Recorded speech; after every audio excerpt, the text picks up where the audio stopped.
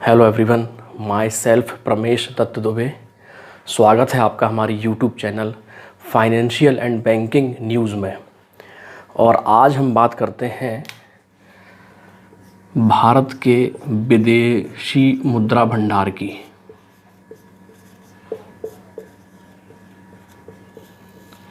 विदेशी मुद्रा भंडार, इंग्लिश में कहते हैं इसे फॉरेन एक्सचेंज रिज़र्व, शॉर्ट में इसे कहते हैं फॉरेक्स रिज़र्व। भारत का फॉरेक्स रिज़र्व, इसकी बात हम आज इसलिए कर रहे हैं, इस लेक्चर में हम इसको डिस्कस इसलिए कर रहे हैं क्योंकि 5 जून 2020 को समाप्त सप्ताह के अंत में भारत का फॉरेक्स रिज़र्व अपने रिकॉर्ड स्तर 501.70 अरब डॉलर पर पहुंचा। दिनांक 5 जून 20 को समाप्त सप्ताह के अंत में भारत का फॉरेक्स रिज़र्व, भारत का विदेशी मुद्रा भंडार अपने रिकॉर्ड स्तर, इससे पहले इतना कभी नहीं पहुंचा, अपने रिकॉर्ड स्तर 501.70 अरब डॉलर पर पहुंचा। 29/5/20 को समाप्त सप्ताह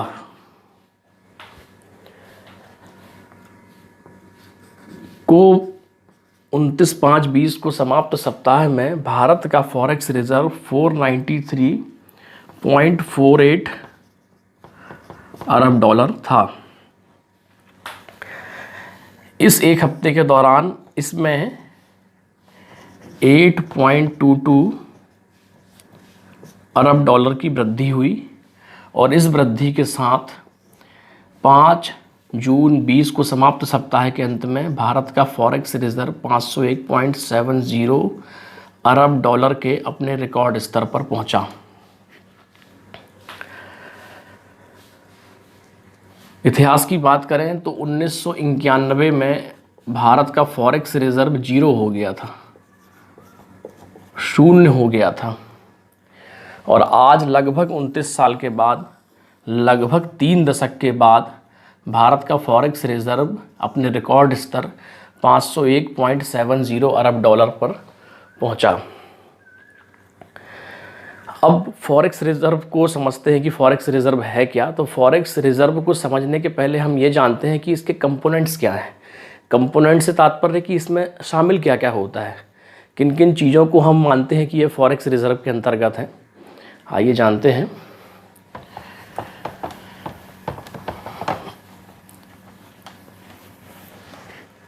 सबसे पहला कंपोनेंट्स है FCA।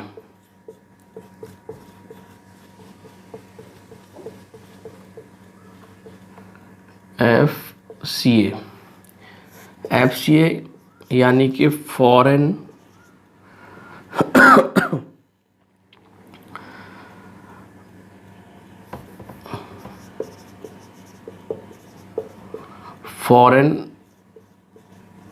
Currency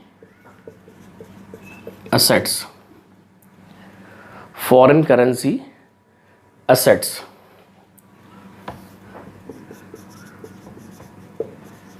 foreign currency assets, ऐसी एसेट्स जो फॉरेन करेंसी में है।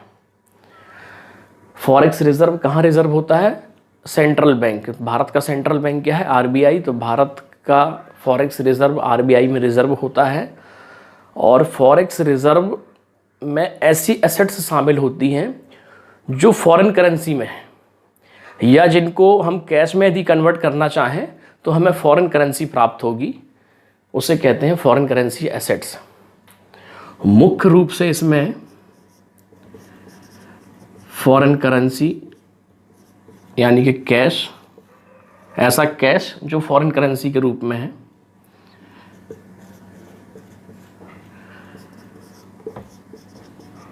फॉरेन ट्रेजरी बिल्स,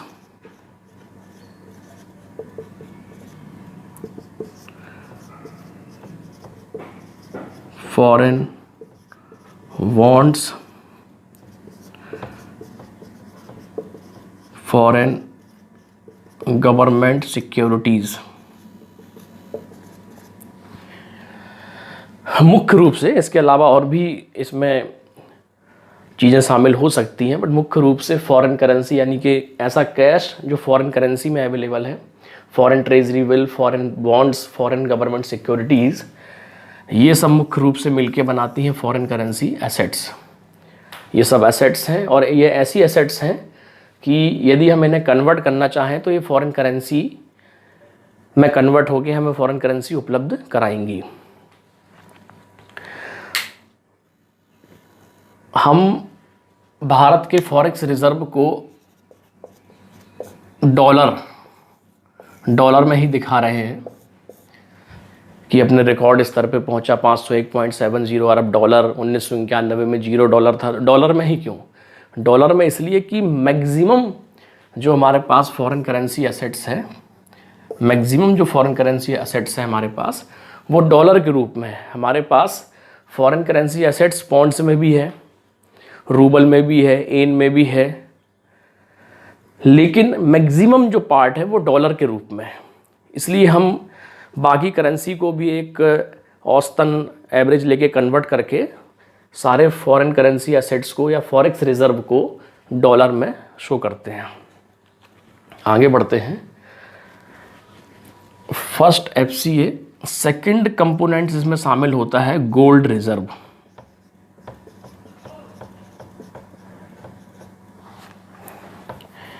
तीसरा कंपोनेंट्स होता है IMF में भारत का SDR। अभी SDR के बारे में बताता हूँ मैं आपको। चौथा कंपोनेंट शामिल होता है IMF में भारत का रिजर्व।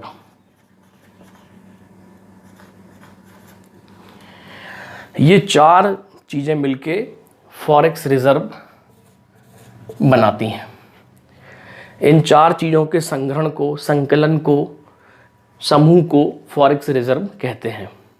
जैसा कि मैंने कहा था कि फॉरेक्स रिजर्व को समझने के पहले हम ये समझते हैं कि इसमें क्या क्या कंपोनेंट शामिल हैं। तो पहला कंपोनेंट्स है FCA, foreign currency assets. Second है गोल्ड रिजर्व। थर्ड है IMF में SDR। चौथा है IMF में रिजर्व।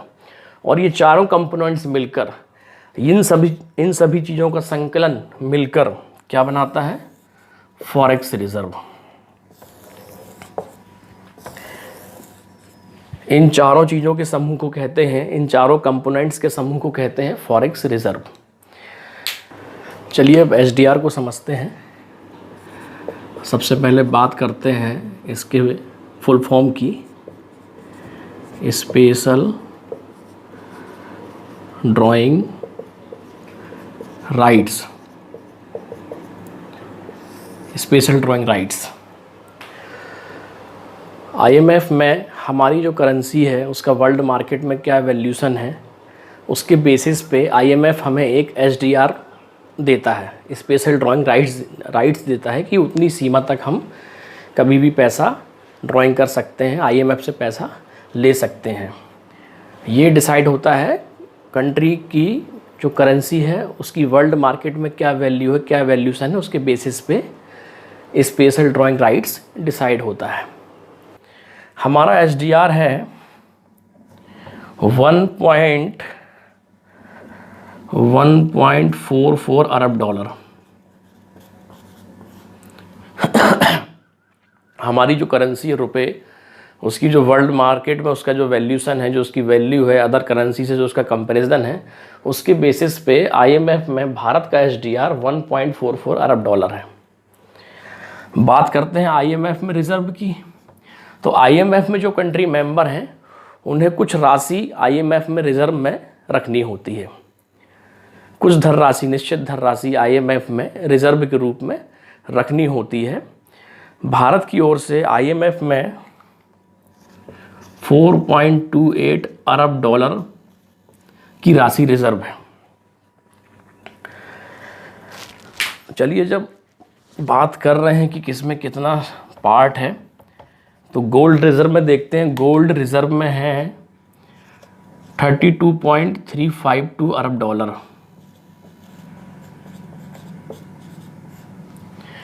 FCA में 463.63 अरब डॉलर। ये 4 फॉरेक्स रिजर्व के अंतर्गत आने वाले प्रमुख कंपोनेंट्स।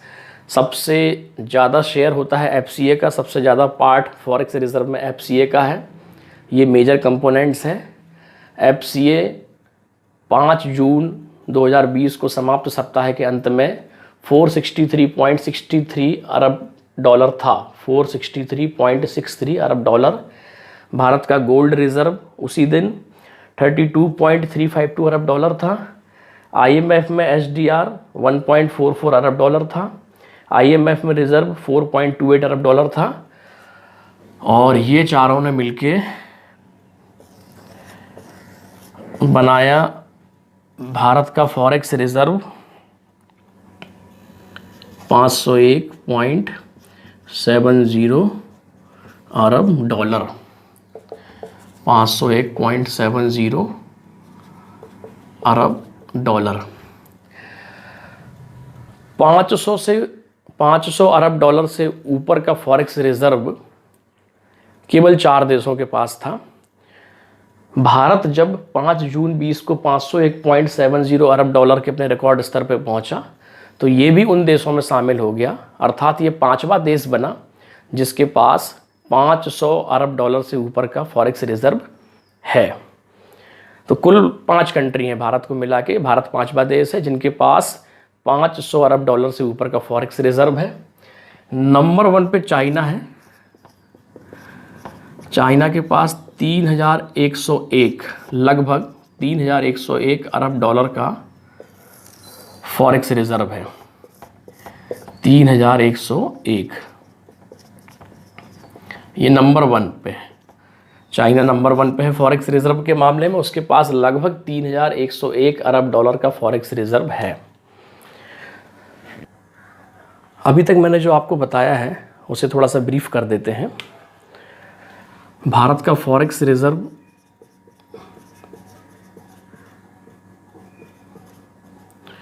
5 जून 20 समाप्त सप्ताह के अंत में अपने रिकॉर्ड स्तर 501.70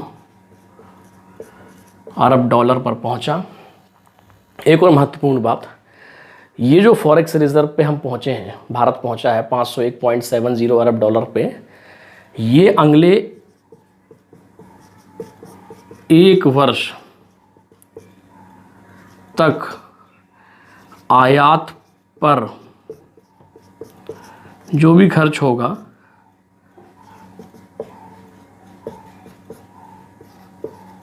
उसके लिए पर्याप्त है। ये जो हमारा फॉरेक्स रिजर्व है 501.70 अरब डॉलर, ये अगले 1 वर्ष तक आयात पर होने वाले खर्च के लिए पर्याप्त है।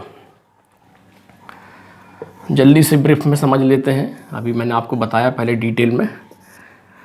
FCA फॉरेन करेंसी एसेट्स, इसमें foreign bonds, foreign government securities, foreign cash, foreign treasury bill शामिल होते हैं। मैक्सिमम पार्ट इसी का है। लास्ट वीक इसी में बढ़ोतरी हुई है। लास्ट वीक की तुलना में 8.22 अरब डॉलर की वृद्धि FCA में ही हुई है, जिसकी वजह से फॉरेक्स रिजर्व 501.70 अरब डॉलर पहुंचा। 5 जून 20 की स्थिति में FCA था 463.63 अरब डॉलर। भारत का गोल्ड रिजर्व था 32.352 अरब डॉलर। IMF में SDR था 1.44 अरब डॉलर। IMF में रिजर्व था 4.28 अरब डॉलर। FCA 463.63 अरब डॉलर। गोल्ड रिजर्व 32.352 अरब डॉलर। IMF में SDR 1.44 अरब डॉलर, IMF में भारत का रिज़र्व 4.28 अरब डॉलर, और ये सब मिल के बनाते हैं भारत का फॉरेक्स रिज़र्व, जो कि 5 जून 20 को था 501.70 अरब डॉलर। चलिए और आगे बढ़ते हैं। फॉरेक्स रिज़र्व की आवश्यकता क्यों? तो सबसे पहले तो मैं ये बताऊं कि फॉरेक्स रिज़र्व एक आर्थिक स्थिति को बताता है किसी भी देश की। यदि फॉरेक्स रिज़र्व ज़्यादा है यानी कि वो देश अधिक सक्षम है अपने फॉरेनर, मतलब अपने जो उनके विदेशी जो पार्टनर हैं बिजनेस में हों या अदर सेक्टर में, उन्हें वो फॉरेन करेंसी में पे करने के लिए एक सक्षम देश के रूप में सामने आता है। तो आगे बढ़ते हैं। IMF की फॉरेक्स रिज़र्व की आवश्यकता क्यों? तो सबसे पहले उसकी आवश्यकता होती है बैलेंस ऑफ पेमेंट के लिए।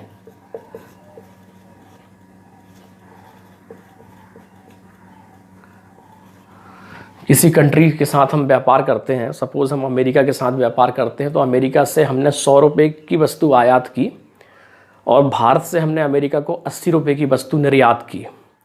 अमेरिका से 100 रुपये का सामान लिया और हमने अमेरिका को 80 रुपये का सामान भेजा। तो 20 रुपये का ये जो गैप है, ये जो हमें अमेरिका को देने हैं, हो सकता है अमेरिका बोले कि मुझे डॉलर में ही ये 20 रुपये चाहिए। तो उस केस में, बैलेंस ऑफ पेमेंट के केस में, इसे कहते हैं, इस गैप को कहते हैं बैलेंस ऑफ पेमेंट। इस केस में बैलेंस ऑफ पेमेंट को पे करने के लिए हमें फॉरेक्स रिज़र्व की आवश्यकता होती है। सेकंड हो गया डिवैल्यूएशन ऑफ करेंसी।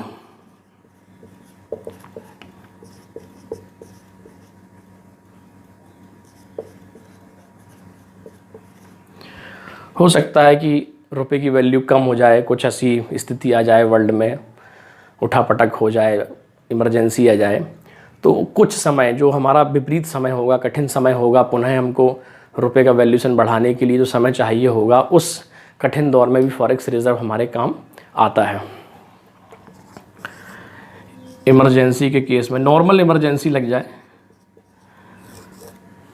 भारत में एकदम इमरजेंसी लग जाए, बहुत ही उतार चढ़ाव की स्थिति आ जाए, आपातकाल, बहुत ही उठापटक, बहुत खींचतान की स्थिति आ जाए, तो जो कठिन दौर होगा, जब लोग काम नहीं कर पाएंगे, आर्थिक स्थिति की ओर, मजबूती की ओर भारत नहीं बढ़ेगा, तो उस इमरजेंसी के दौर में भी फॉरेक्स रिज़र्व हमारे काम आएगा। तो ये 3 प्रमुख फैक्टर हैं जिनमें फॉरेक्स रिज़र्व काम आता है, बहुत ही महत्वपूर्ण है। मुझे लगता है दोस्तों कि जो भी महत्वपूर्ण पॉइंट्स हो सकते थे फॉरेक्स रिज़र्व के अंतर्गत डिस्कस हमने इसलिए किया क्योंकि ये अपने रिकॉर्ड स्तर पे पहुंचा। तो मुझे लगता है कि इससे एग्ज़ाम में क्वेश्चंस आने चाहिए, और जो भी पॉइंट्स में क्वेश्चन आ सकते हैं, जो भी महत्वपूर्ण इसके अंतर्गत कंटेंट थे, हमने डिस्कस किए। तो आज के लिए इतना पर्याप्त है, और भी हम अच्छे टॉपिक्स पे लेक्चर लाते रहेंगे। तो प्लीज़ हमारे चैनल को लाइक करें, यदि सब्सक्राइब नहीं किया है तो प्लीज़ सब्सक्राइब करें, शेयर करें, जो नहीं जुड़ पाए हैं उन तक इस लेक्चर को, इस वीडियो को, हमारे चैनल को पहुंचाएं, और बेल आइकॉन को प्रेस कर दें ताकि अगले वीडियो का नोटिफिकेशन आपको जल्दी ही मिल जाए। Thank you.